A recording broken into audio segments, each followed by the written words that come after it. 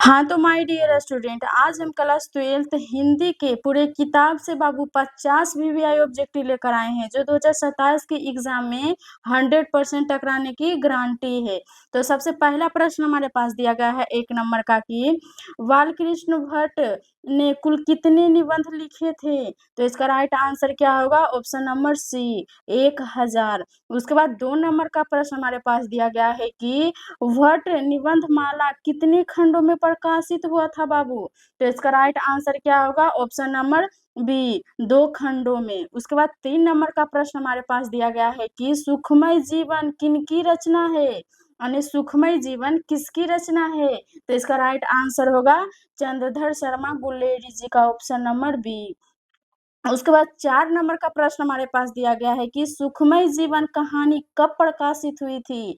तो सुखमय जीवन जो कहानी था, वो यह हुआ था 1911 में प्रकाशित हुआ था। ऑप्शन नंबर बी होगा राइट आंसर। उसके बाद 5 नंबर का प्रश्न हमारे पास दिया गया है कि उसने कहा था कहानी के नायक लहना सिंह की गोली कहाँ लगी थी? तो इसका राइट आंसर क्या होगा बाबू? ऑप्शन नंबर सी जांघ में। उसके बाद 6 नंबर का प्रश्न हमारे पास दिया गया है कि बातचीत शीर्षक निबंध के निबंधकार कौन हैं? तो इसका राइट आंसर क्या होगा? बालकृष्ण भट्ट जी, ऑप्शन नंबर ए। उसके बाद 7 नंबर का प्रश्न हमारे पास दिया गया है कि बालकृष्ण भट्ट किस काल के रचनाकार थे बाबू? तो आप लोग जानते होंगे इसका सही आंसर क्या होगा? भारतेंदु युग का, ऑप्शन नंबर डी या आधुनिक काल का। उसके बाद 8 नंबर का प्रश्न हमारे पास दिया गया है कि उसने कहा था किस प्रकार की कहानी है? तो आप लोग जानते होंगे इसका सही आंसर क्या होगा? ऑप्शन नंबर बी कर्म प्रधान। उसके बाद 9 नंबर का प्रश्न हमारे पास दिया गया है कि उसने कहा था कहानी कब प्रकाशित हुई थी? तो इसका राइट आंसर होगा 1915 में, ऑप्शन नंबर सी। उसके बाद 10 नंबर का प्रश्न हमारे पास दिया गया है कि संपूर्ण क्रांति का नारा बाबू किसने दिया था? तो इसका राइट आंसर क्या होगा? Jayaprakash Narayan ji, option number B. तो बाबू आप लोग वीडियो को बीच-बीच में लाइक भी करते जाइएगा। उसके बाद 11 नंबर का प्रश्न हमारे पास दिया गया है कि जयप्रकाश नारायण को भारत की जनता किस नाम से याद करती थी? तो इसका राइट आंसर होगा लोकनायक के नाम से, ऑप्शन नंबर ए। उसके बाद 12 नंबर का प्रश्न हमारे पास दिया गया है कि अर्धनारीश्वर शीर्षक पाठ के लेखक कौन हैं? तो इसका राइट आंसर होगा Ramdhari Singh Dinkar ji, option number B. उसके बाद 13 नंबर का प्रश्न हमारे पास दिया गया है कि दिनकर जी को किस कृति पर भारतीय ज्ञानपीठ पुरस्कार मिला था बाबू? तो इसका राइट आंसर होगा उर्वशी, ऑप्शन नंबर बी। उसके बाद 14 नंबर का प्रश्न हमारे पास दिया गया है कि रोज कहानी के नायिका कौन है? तो इसका राइट आंसर होगा मालती, ऑप्शन नंबर ए। उसके बाद 15 नंबर का प्रश्न हमारे पास दिया गया है कि रोज कहानी के लेखक कौन हैं? तो आप लोग जानते होंगे इसका सही आंसर क्या होगा? अंग्रेजी, ऑप्शन नंबर ए। उसके बाद 16 नंबर का प्रश्न हमारे पास दिया गया है कि एक लेख और एक पत्र के लेखक कौन हैं? तो इसका राइट आंसर क्या होगा? ऑप्शन नंबर सी भगत सिंह।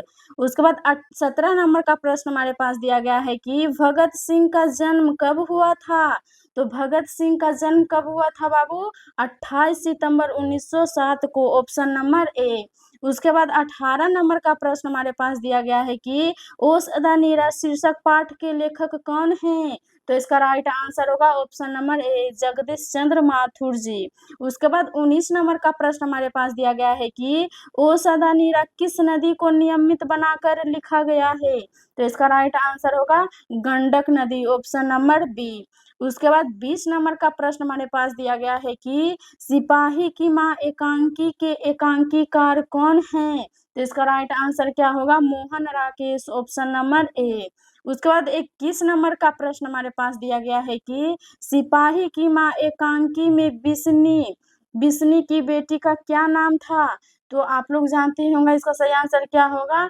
मुन्नी, ऑप्शन नंबर ए। उसके बाद 22 नंबर का प्रश्न हमारे पास दिया गया है कि परगीत और समाज समाज किस विधा की रचना है बाबू? तो इसका राइट आंसर होगा ऑप्शन नंबर ए निबंध। उसके बाद 23 नंबर का प्रश्न हमारे पास दिया गया है कि परगीत और समाज के लेखक कौन हैं? तो परगीत और समाज के लेखक हैं नामवर सिंह, ऑप्शन नंबर ए। 24 नंबर का प्रश्न हमारे पास दिया गया है कि जूठन क्या है? तो जूठन है एक आत्मकथा। तो इसका राइट आंसर होगा ऑप्शन नंबर सी। उसके बाद जो 25 नंबर का प्रश्न हमारे पास दिया गया है कि जूठन के रचनाकार कौन है बाबू? तो इसका राइट आंसर होगा ऑप्शन नंबर ए, ओम प्रकाश वाल्मीकि जी। उसके बाद 26 नंबर का प्रश्न हमारे पास दिया गया है कि ओम प्रकाश वाल्मीकि को कौन सा सम्मान प्राप्त हुआ था? तो इसका राइट आंसर होगा ऑप्शन नंबर डी, इनमें से सभी। उसके बाद 27 नंबर का प्रश्न हमारे पास दिया गया है कि हंसते हुए मेरा अकेलापन के लेखक कौन है? तो हंसते हुए मेरा अकेलापन के लेखक हैं मलियज जी, ऑप्शन नंबर ए। उसके बाद 28 नंबर का प्रश्न हमारे पास दिया गया है कि मलियज का मूल नाम क्या था? तो मलियज जी का मूल नाम था भरत सिंह श्रीवास्तव। उसका राइट आंसर होगा ऑप्शन नंबर ए। उसके बाद 29 नंबर का प्रश्न हमारे पास दिया गया है कि तिरिछ कहानी के कहानीकार कौन है? तो इसका राइट आंसर होगा ऑप्शन नंबर ए, उदय प्रकाश। उसके बाद 30 नंबर का प्रश्न हमारे पास दिया गया है कि तिरिछ कैसी कहानी है? तो तिरिछ इसका राइट आंसर होगा ऑप्शन नंबर ए, तर आधुनिक त्रासदी। उसके बाद 31 नंबर का प्रश्न हमारे पास दिया गया है कि शिक्षा शीर्षक निबंध के निबंधकार कौन है? तो इसका राइट आंसर क्या होगा? ऑप्शन नंबर ए, जे कृष्णमूर्ति। उसके बाद 32 नंबर का प्रश्न हमारे पास दिया गया है कि जे कृष्णमूर्ति जी का पूरा नाम क्या था? तो इसका राइट आंसर क्या होगा? Option number A, Jiddu Krishnamurti. उसके बाद 33 नंबर का प्रश्न हमारे पास दिया गया है कि करवक के रचयिता कौन है? तो इसका राइट आंसर क्या होगा बाबू? Option number A, Malik Muhammad Jayasi ji. उसके बाद 34 नंबर का प्रश्न हमारे पास दिया गया है कि मलिक मोहम्मद जायसी जी किस काल के कवि थे बाबू? तो इसका राइट आंसर होगा भक्ति काल के, ऑप्शन नंबर ए। उसके बाद 35 नंबर का प्रश्न हमारे पास दिया गया है कि पद सूरदास किस भाषा के रचयिता हैं? तो इसका राइट आंसर होगा ब्रज भाषा के, ऑप्शन नंबर ए। उसके बाद 36 नंबर का प्रश्न हमारे पास दिया गया है कि सूरदास के दीक्षा गुरु कौन थे?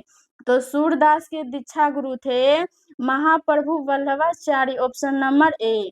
उसके बाद 37 नंबर का प्रश्न हमारे पास दिया गया है कि तुलसीदास का मूल नाम क्या था? तो तुलसीदास जी का मूल नाम था राम बोला, ऑप्शन नंबर ए। उसके बाद 38 नंबर का प्रश्न हमारे पास दिया गया है कि छप्पर शीर्षक कविता के रचयिता कौन है? तो इसका राइट आंसर होगा नाभा दास, ऑप्शन नंबर ए।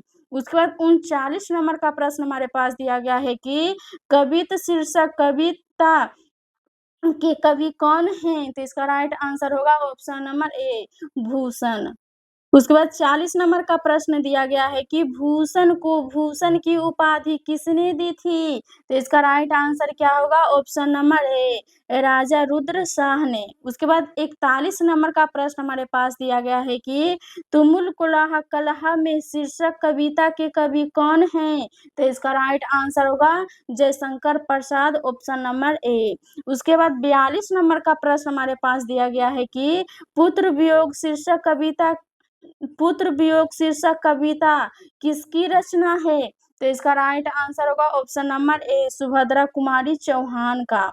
उसके बाद 43 नंबर का प्रश्न हमारे पास दिया गया है कि ऊषा शीर्षक कविता के कवि कौन है?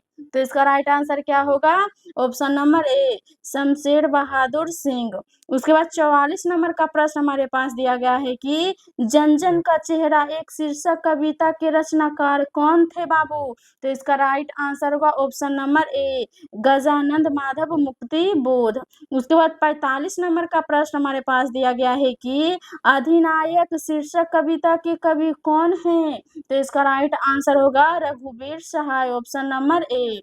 उसके बाद 46 नंबर का प्रश्न हमारे पास दिया गया है कि प्यारे नन्हे बेटे को कविता के कवि कौन हैं? प्यारे नन्हे बेटे को कविता के कवि कौन हैं? तो इसका राइट आंसर क्या होगा? विनोद कुमार शुक्ल, ऑप्शन नंबर ए। उसके बाद 47 नंबर का प्रश्न हमारे पास दिया गया है कि हार जीत किस प्रकार की कविता है बाबू?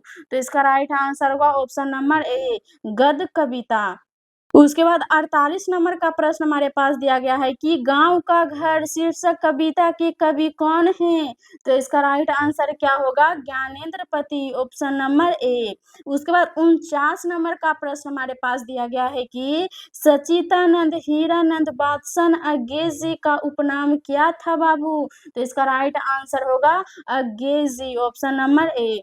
उसके बाद 50 नंबर का और सबसे लास्ट प्रश्न हमारे पास दिया गया है कि संज्ञा के कितने भेद होते हैं? तो आप लोग जानते होंगे इसका सही आंसर क्या होगा? ऑप्शन नंबर सी, संज्ञा के 5 भेद होते हैं। तो चलिए बाबू, आज की क्लास में हम सभी 50 वीवीआई ऑब्जेक्टिव का सॉल्यूशन करवा दिए हैं। यदि आपको ये वीडियो अच्छा लगे तो वीडियो को लाइक कर दीजिएगा और दोस्तों के पास शेयर भी ज़रूर करिएगा और कमेंट करके बताइएगा कि 50 क्वेश्चन में से आपको कितना क्वेश्चन सही हुआ है।